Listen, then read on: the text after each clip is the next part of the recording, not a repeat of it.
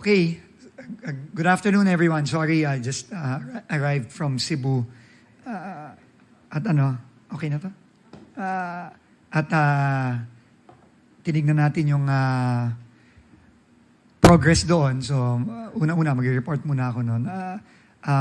Maganda yung bisita namin ng ating Pangulo at lahat ng mga direktiba niya para padaliin kahit papano yung buhay ng mga kababayan nating tinamaan ng lindol, maibigay. No? So, nagpunta kami sa San Remigio at sa Bugo. Pinakita doon yung napakagandang mga bagong mga temporary shelter na ginawa ng DSUD ni Sec. Ping Ariring at yung mga ginawa po ni Secretary Rex Gatchalian, katulong ng DOH din, no, para alagaan yung mga kababayan nating nag-evacuate sa kanilang mga bahay. At pumunta din tayo dun sa Bugo Provincial Hospital at yung Bugo Provincial Hospital maayos na, marami nang nagawa.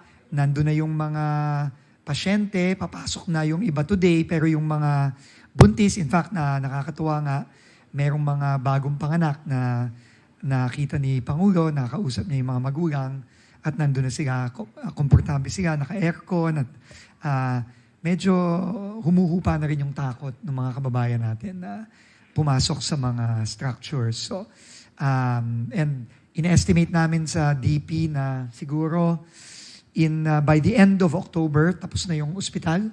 So, halos walang isang buwan, matatapos na natin yung pagpapagawa ng ospital. Sabi nga ng Pangulo kanina, no, natuwa naman yung mga taga-DPWH doon na sinabi ng Pangulo na pwede naman pagang mabilis on budget at maganda ang pagkagawa. Kasi sabi nga nung doktor ng ospital, mas maganda pa yung Bugo Provincial Hospital ngayon kaysa nung bago siya tinamaan ng bagyo. No? At siguro may nakita niya kayong mga video at pictures, magpapalabas din kami. At finally, sinamahan si Presidente ni former Senator Dick Gordon, ang chairman ng Red Cross at ng Red Cross team para dun sa Bugo tent city. No? Na, I think 160 plus na ng mga families ang nandun. So napakarami na at komportable sila. In fact, natuwa si Pangulo kasi nagpagawa pa po ng mini swimming pool, kiddie pool ang Red Cross doon. No? At natuwa siya kasi kahit papano, kahit nakawawa naman yung mga bata, lalo na trauma dahil sa lindol, nakakapag-enjoy pa rin sila. So, yun. No? So, maganda yung ano. No? At tuloy-tuloy lang, sabi ng Pangulo, tuloy-tuloy lang ang pagtatrabaho natin, hindi lang sa Cebu, kundi pati na rin sa Davao na tinamaan din.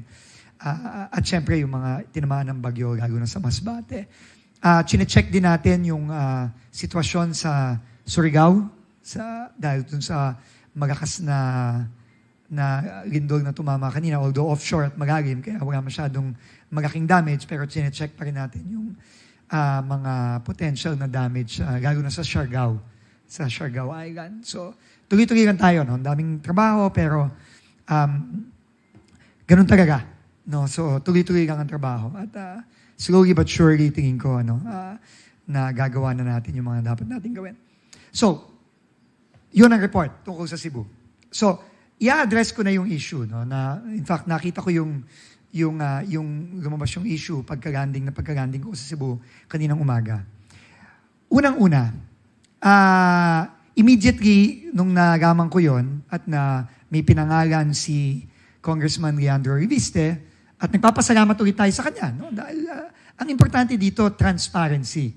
No, kailangan talaga, lalo na para sa mga taga-gobyerno, na open book ang buhay ng mga taga-gobyerno. Ganun talaga No, ganun talaga.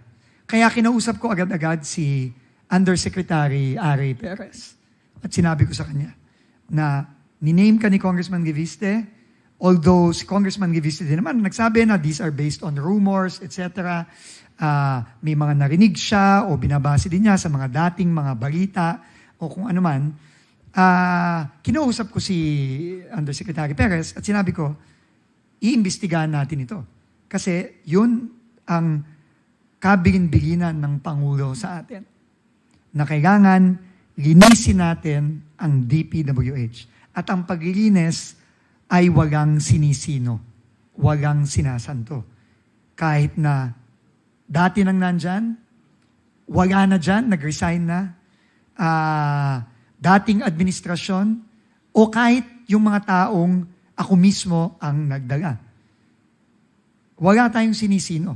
At kailangan, yun ang gagawin natin. At kinausap ko sinabi ko yun diretsahan kay Undersecretary Perez.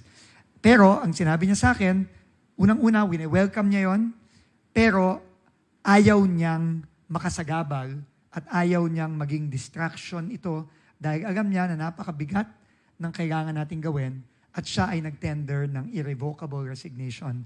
At ito, syempre, ay tinanggap ko na. So as of today, hindi na po parte si Undersecretary Perez sa DPWH. Siya mismo ay nagkusa at rinirespeto natin yung desisyon niya.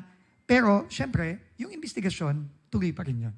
Kagaya ng mga iba ding nag-resign, tulad ni Yusek Cabral, ni Yusek Bernardo, Yusek Ayapana, even Secretary Bunuan, lahat yan.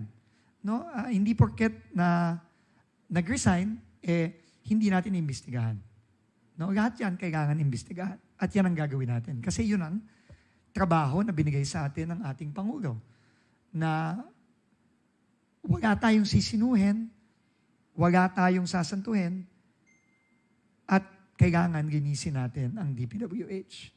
So, yun ang immediate na ginawa ko nung nalaman ko ang isiniwalat ni Congressman Reviste. Pero ito lang ang sasabihin ko. Ang ating krusada, no, if I may call it that, no, sorry to be, a little dramatic about it, but krusada ito eh. No, itong krusada na sinimulan ng ating Pangulo nung siya ay nagsalita ng SONA na sa harap mismo ng buong gobyerno ng Pilipinas, executive, legislative, judiciary, at sa harap ng ating mga kababayan, sinabi niya yung now famous words na mahiya naman kayo. Simula nun, sumunod nung kanyang mga inspeksyon at na siwalat niya mismo ang mga nangyari sa bansa natin dito sa napakamanumalyang mga flood control project na ginawa sa iba't ibang parte ng bansa. Ang ating krusada ay base sa dalawang bagay. Facts and transparency. Hindi tayo pwedeng maglinis ng DPWH, hindi tayo pwedeng magpanagot ng mga dapat managot kung ang magiging basehan ng ating gagawin ay haka-haka, rumor, or sinabi ni ganito, sinabi ni ganyan. Hindi ganon. Hindi ganon alam ko, napaka-toxic ng environment ngayon. No? Konting salita ni ganito na tungkol dito, tungkol sa taong ito, parang yun na yung totoo. Hindi dapat ganon. Ang dapat ay laging basehan facts. Hindi hearsay, hindi kwento, hindi haka-haka, hindi rumor. Yun nga ang gusto kong sabihin. And ang pangalawa, transparency. Transparency. Tama naman si Congressman Reviste. Meron daw siyang narinig. Sinabi niya yon. No? Sinabi niya yung pangalan dahil meron daw siyang narinig na ganito at meron siyang mga nabasa nung nakaraan. Okay lang naman yun. Walang problema doon. And I welcome that. Kaya mabilis tayong umaksyon dito. Pero, ang pagdidetermine kung sino ang dapat managot ay hindi pwedeng base lang sa ganon. Hindi po ganon ang sistema natin. Ang sistema natin ay dapat. Kaya ang presidente, anong unang-unang ginawa? Nagbuo ng independent commission. Composed ng isang dating Supreme Court Justice, isang napakarespetadong dating DPWH Secretary, si Secretary Babe Singson, at isang napakarespetadong accountant, si Ms. Rosana Fajardo. At sila, ang ginagawa nila ngayon, alam ko, napakabigat ng pressure na hinaarap nila dahil syempre, galit ang ating mga kababayan, galit tayong lahat, Nagmamadali tayo, gusto nating managot yung dapat managot sa lalong madaling panahon. Pero, kailangan ang basihan ng pagpapanagot ay facts at transparency. Hindi pwedeng ganun-ganun na lang. No? Kaya, dahil merong iginabas na pangalan, si Congressman Reviste, iimbestigahan natin yan. At hahanapin natin ang facts. At magiging transparent tayo. Pag nahanap natin ang facts, sasabihin natin sa publiko. Pero, ganun dapat tayo. Di ba? Hindi tayo pwedeng ganun-ganun na lang. No? So, with that, yun nga ang gusto kong sabihin. At makakaasa po, base na rin sa direktiba ng Pangulo na linisin natin itong DPWH from top to bottom. Wala tayong sisinuhin, wala tayong sasantuhin. Si Yusek Perez, matagal ko nang kasama, BCDA pa. Siya ay nanggaling sa pribadong sektor, sa Metro Pacific Group. Nagsakripisyo din siya para sumama sa gobyerno. Ang taas ng sahod niyan sa MVP Group. Pero ganun talaga eh. No? Ganun talaga sa gobyerno. No? At wala tayong magagawa. Madaling magsabi, madaling manira. No? Ganun talaga. Normal yun. Hindi ako magtataka kung ako sisiraan na rin. Sigurado ako dyan. Meron na nga akong mga naririnig-rinig eh. No? Pero ganun talaga eh. Normal yun. Pinagdaan ako yan. 26, 27 years na ako sa gobyerno. Pero, hindi natin pwedeng talikuran yung responsibilidad natin. Finally, para sa mga DPWH, sa lahat ng opisyales ng DPWH, kanina tuwan-tuwa ako dahil nakita ko ang mga magagaling at masisipag na engineer, opisyal ng DPWH na nagsama-sama sa Cebu, na nagsasama-sama ngayon sa Davao, na nagsasama-sama ngayon sa Masbate. Nagsasama ngayon sa Cagayan. 24/7 ang paggawa ng detour bridge sa Pigatan, sa Alcala, para magkaroon ng detour sa Pigatan bridge sa Cagayan. Sila lahat ay nagtatrabaho. Hindi alam ng marami sa mga kababayan natin yan. Kaya ako, nagsasabi sa kanilang lahat, wala tayong sisinuhin dito. Kung kayo ay maayos, honest, masipag, wala kayong dapat ikabahala.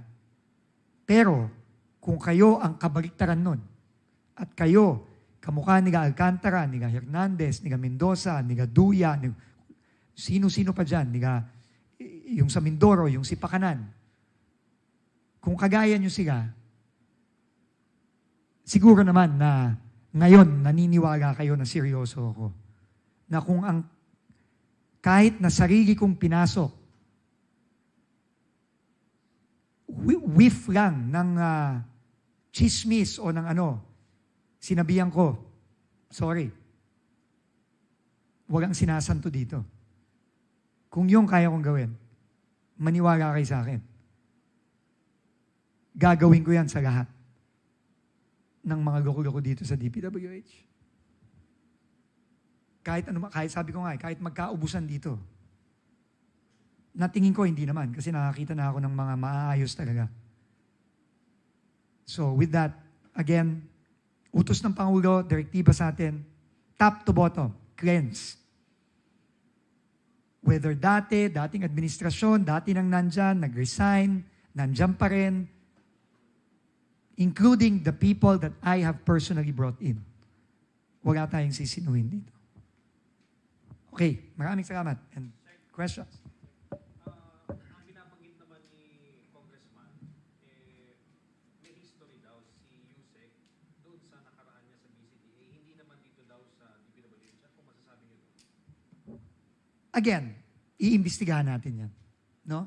Meron din kasi siyang sinabi na may kinausap na bakit ko ginawang head ng back, unang-una, wala pa akong ginagawang head ng back, for the record. Wala pa. Wala pa. Kasi kaya nga kami may strat planning ngayon dito, kasi pag-uusapan namin yan. Kasi kung maaalala ninyo, nagrekomenda ang ICI na ibaba natin ang authorities ng DE at ng regional. Kinagahati natin yan. No? Ngayon, 75 na lang, galing 150. Ibinigay na natin sa levels nung, I think, right after nung panahon ni Sec Babes. 200 na lang sa region.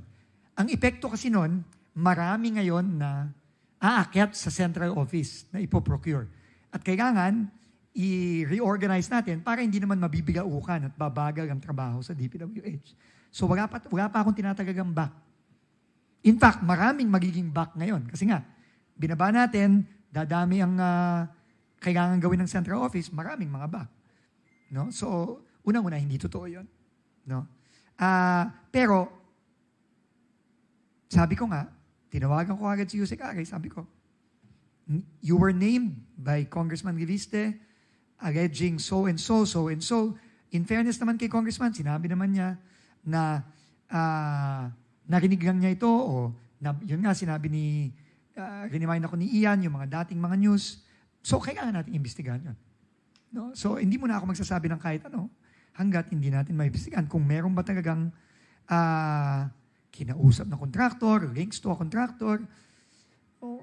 Ang pagkakaalam kong link ni former Undersecretary Perez is yun nga, nagtatrabaho siya talaga sa Metro Pacific Corporation. Siya nga ang naging CEO for a while ng Metro Pacific Tollway Corporation. No? Pero alam ko yun kasi, in fact, ako nga ang nagpaalam kay MVP para hiramin siya eh. No? So, pero, yun, mag-iimbestiga tayo. Pero Sec, may binabanggit din siya na meron daw talaga mga opisyal na nakipag-usap sa mga contractors. Meron nga bang mga taga-DPWH? Pero sabi nga niya, hindi naman daw si Yusek Aray yun.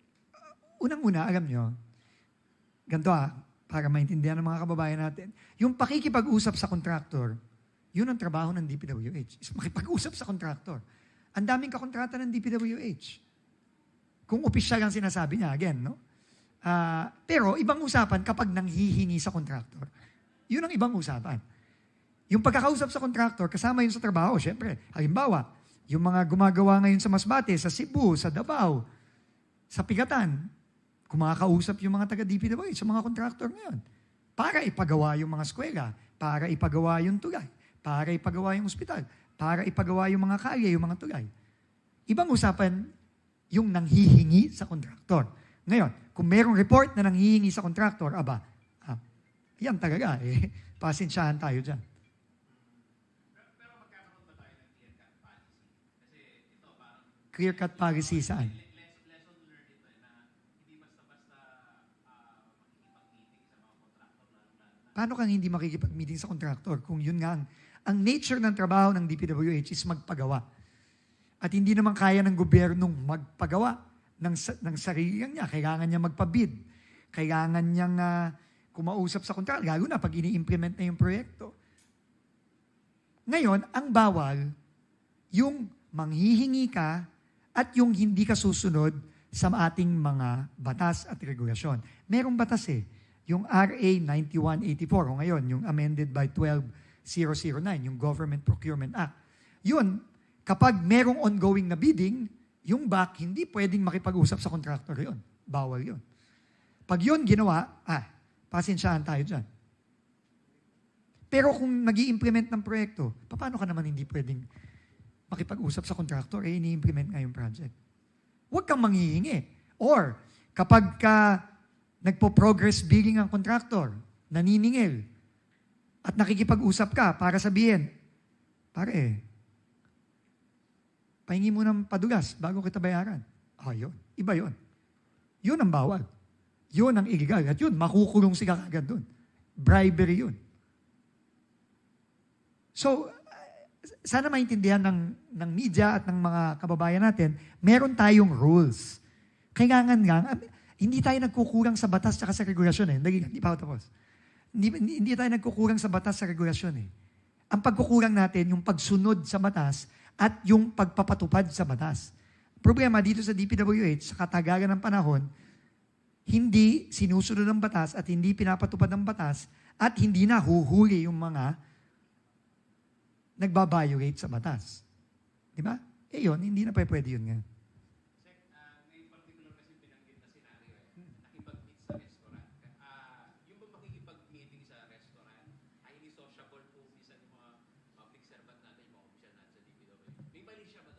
Para sa akin, it is not disallowed. Pero syempre, hindi, parang medyo, medyo may, parang alanganin.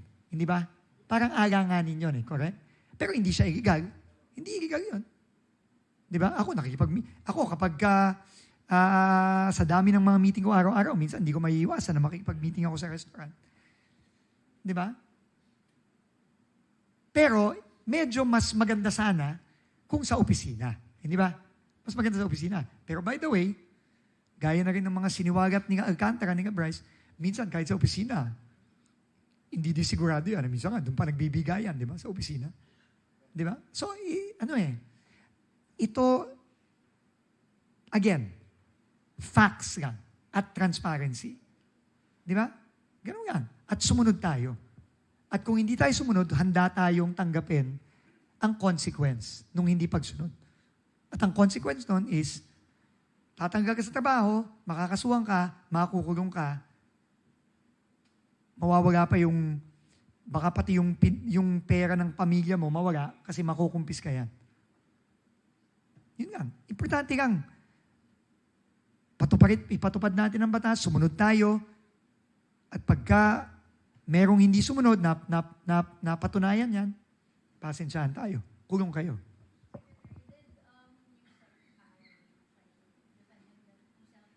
To be fair, no. No, he just said, ayokong maging pabigat. Yun ang sinabi niya.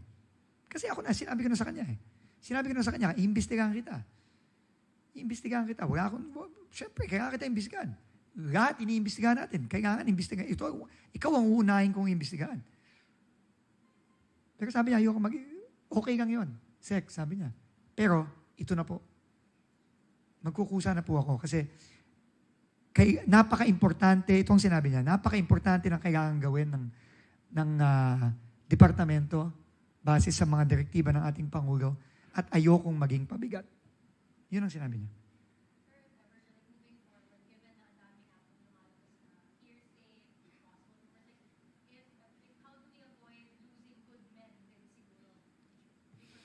That's very unfortunate. It's very unfortunate, but, you have to give it to former Undersecretary Perez. May delikadesa siya, may dignidad siya. Hindi siya kapit tuko. Siya na mismo nagkusa. Pero, ganun talaga ang gobyerno Ganun talaga. Pagkakakilala mo sa kanya, sir, talagang maayos Sa aking experience sa kanya, maayos siya. No? Maayos siyang magtrabaho, mabilis. Yun ang kailangan natin, mabilis magtrabaho. At sa pagkakilala ko sa kanya, honest siya. So, Sir, sa BCDA, ano po yung naging trabaho ni Sir Perez? Vice President siya I forget. Hindi ko na magagawa. Sorry, tumatanda na ako. Business Development. Pero Ba siya sa mga mga kontra? Kasi parang yun yung pinupunto ni Kong Legisle. well, I think he was a BAC chairman, I think, for a while, or he was member of the BAC. Pero alam nyo, pag ikaw matagal ka na sa gobyerno, yung mga akusasyon, kaso, etc., nangyayari yan Nangyayari yan. Importante nga, kailangan yan may proseso. Kailangan yan mapatunayan base sa facts at ebidensya. Hindi dahil sa kuro-kuro, haka-haka, sabi-sabi, di ba? Hindi ganun ang isang lipunan na may batas tulad natin. Hindi ganun. Kumpirmahin lang natin, dun sa press con, while press con, yung may tumawag na taga-DPWH. Oo. Nagpatawag po ako ng staff natin kay Congress. Kasi gusto ko malaman, sino ba? Gusto ko malaman sino. Kasi syempre, very, very, very important sa akin yun. I want to know who. Yun lang. Yun lang ang pinatanong ko. Di ba? And I'm thankful. Again, ulitin ko, I'm very thankful to Congressman Levisne. Kasi importante yun Kailangan malaman natin agad-agad. At ulitin ko, hindi lang to para sa congressman, senador, opisyal, hindi. Para sa ating mga kababayan. Sabihin nyo. Top to bottom. Kung merong mga nakikita kayo at alam nyo na, nakilala nyo naman ako ng DOTR pa ako, di ba? Di ba? Sumbong nyo. Di ba? Ganon din dito. Sir, At a-action na natin agad yan. sir, disappointed ka ba kay Congressman Leviste na instead na kausapin ka sa media niya dinadaan tapos puro hearsay? Hindi ko kasi, hindi ko, wala akong masasabi. Ano ko, I mean, I'm neither disappointed nor happy. Ako lang.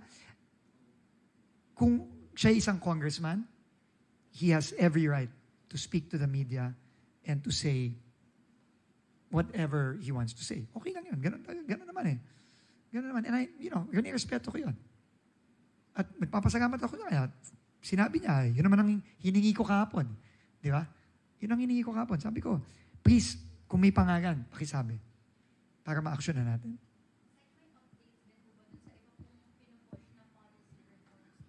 Yes. Sa prices. Well, yung threshold, binabanan natin, no? Binabanan natin yun. Yung, di ba, we're now, dati, nung, tinaas yan nung time ni, I think, Secretary Villar. Dati, nung time ni Secretary Singson, 50 million yan, nung 2010 to 2016, 50 million. Sa district. 100 million ba? 150 million sa region. Yan ay tumaas nung time ni, I think ni Secretary Villar, tumaas, hindi ko nga alam kung magkano, at tumaas ulit nung time ata ni Secretary Bunoan. At umabot na nga dun sa punto na yung alam natin ngayon, yung 150 pag-district at 400 million sa region.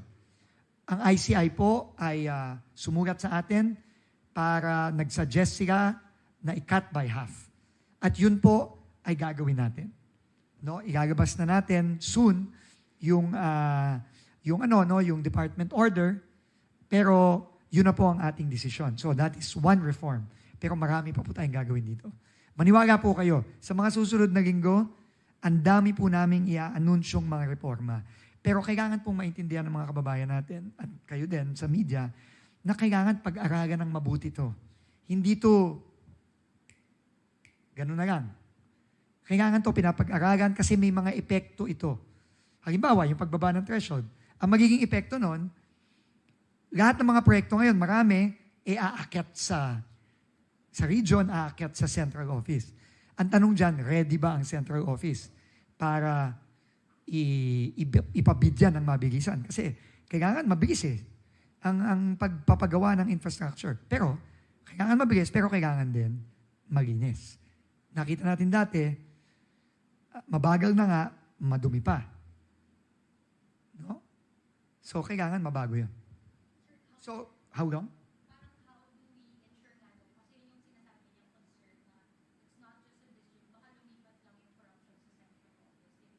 That's why we have to reform all the processes in DPWH. From the budgeting, the planning, the bidding, the procurement, the implementation, the monitoring, the payments, lahat yan. Kailangan reformahin yan. At nag-uumpisa pa lang tayo. Okay? We are going to roll out several reforms within the next month and a half. Hindi pa to kumpleto, pero maraming major reforms ang ilalabas natin sa susunod na isa't kalahating buwan. Meaning, by the end of November, marami na tayong nabago dito ang reforma. Secondly, kaya dahil sa mga reforms nyo, sa mga kinakat yung mga programa, mga proyekto, hindi kaya dyan nagmumula yung mga nagagalit sa inyo? Ay, sigurado. Sigurado. Hindi biro ito. At hindi nagbibiro ang presidente. Sinabi ko sa presidente mismo na, Sir, ang dami pa kang kailangan linisin. Hindi lang tao, pati proseso. Ang sabi ng presidente sa akin, simple lang, do it. Change everything. Sabi niya. Sabi ng Pangulo yan. Talagang sinabi niya, baguhin mo lahat ng kailangan baguhin dyan. hindi na pwede yung business as usual, hindi na pwede yung dating gawin. Kailangan baguhin na natin. Kaya actually kami nandito ngayon sa Clark, no? Nandito ang team, no? Para pagpaplanuhin namin yung lahat ng mga importanteng reforma.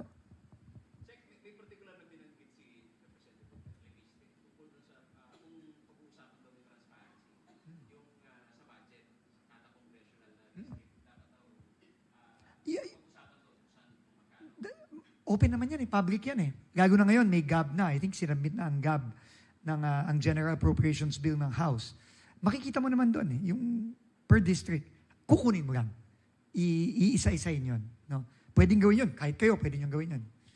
Pero ang isang maganda, ito, i-announce ko sa inyo. No? Ang isang magandang gagawin namin, yung matagal na namin in-announce, pero malapit na, in fact, siguro sa mga susunod na linggo, yung transparency portal.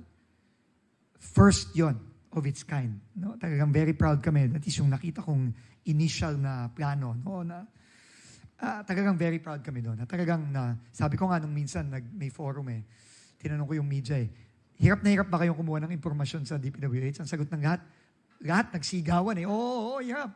Hindi kami makakuha. Ayaw kaming kausapin. So ngayon, maniwala kayo, pag nakita nyo itong transparency portal na to, wala na kayo, hindi nyo na ako kailangan i-text para manghingi ng dokumento, manghingi ng impormasyon.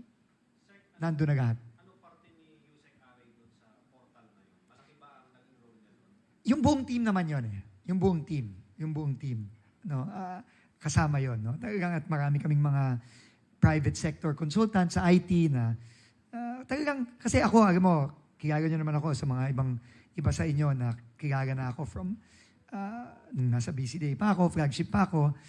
Ako kasi yung tipong tao na hindi ako yung may magawa lang Hindi ako ganun Kung ako may gagawin, we have to do it well and we have to do it right. Hindi yung may mapakita lang ako na listahan dyan. Hindi pwedeng ganun Ayaw talaga natin ng ganun Ayaw din ng Pangulo ng ganun Yung mema lang. Hindi pwedeng ganun. Kailangan dito, seryosohin na natin. Kung gagawa tayo ng reforma, totohanin na natin. Hindi na yung mema lang. Diba? We have to do it, right? After nun, maniwala kayo. Tingin ko, baka tapos na yung trabaho ko dito. Ayos na. Diba?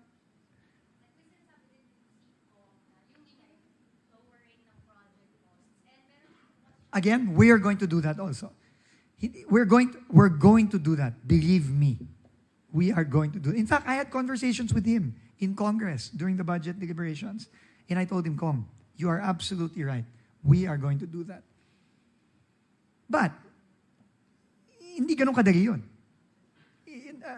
Nakita nyo ba kung gaano kalaki kung gaano kakapal yung project cost list ng DPWH? Kapal nun. Kasi lahat yun, simento, bakal, tornilyo, pako, lahat yun. Depende pa yun kung saang lugar sa Pilipinas. Geographic yun. Kasi syempre, iba-ibang presyo ng mga materyales sa iba't ibang lugar sa Pilipinas. So, gagawin din natin yun. Ang pakiusap ko lang sa ating mga kababayan, sa inyo, konting pasensya lang, malapit na tayo, tandaan nyo, wala pa akong isa't kalahating buwan pa lang ako dito, yung bagong team natin, wala pa atang 2 linggo, so, aabot din tayo dyan. Hindi pwedeng minamadali yung mga ganito, pero aabot din tayo dyan. Pero naiintindihan ko yung pagmamadali at yung impatience ng ating mga kababayan. Kasi it's about time naman talaga na magbago na to. Pero gawin natin ang tama. Okay? Thank you, everybody. Yes. Sorry, last na lang, yung binabanggit ni Congressman Leviste na hindi pa raw nasasubmit ng DPWH budget allocation daw per district po. Papacheck ko. Pero alam ko, pinagawa ko na yon. I will have it checked. No, pero may bago na kasi tayo ngayon na basihan yung GAB na So, kailangan kukunin natin yung sa pinasana ng Kongreso. No? So, pero again, it's open yan kailangan lang iisa-isahin. No? Pero alam ko, pinagawa ko na yan ano pa yan eh, nung budget hearing pa yan eh. So we will be very transparent there. Thank you. Ay, wala namang problema yun. Kukunin na nga natin from the GAB, di ba? Tsaka yung NEP din, we'll compare it siguro. Something like that. Since nandito tayo sa Pampanga, update na tayo dun sa Candating. Ano nangyari dun sa ship file na hamon natin dun magkakabututan? Hindi ko muna papangunahan ang investigasyon ng ICI. Pero sa aking pagkakaalam, meron ng resulta yung investigasyon doon at hinahanda na rin yung kaso para doon sa particular project na yun. Kasama na rin ng mga ibang kasong hinahanda ngayon tulad ng mga binisita natin sa La Union, sa Davao Occidental, sa Arayat, at sa iba pang lugar. So, wag na nga natin pangunahan ng ICI. Hindi ko sinabi yon, ikaw naman. Sinabi ko lang sa'yo, wag nating pangungunahan. Pero may resulta na ang investigasyon. Hintayin na nga natin. Nag-uusap kami ngayon ni General Asurin at kung paano ang ikot. Pero sa ngayon, nag-iikot na po ang mga composite teams na tinayo ni General Asurin at ni Undersecretary Bisnar. Nag-iikot na sila. No, kasama ang PNP, AFP, NBI, at iba pang mga ahensya. Nag-iikot na sila. Okay? Thank you. Thank you very much, guys.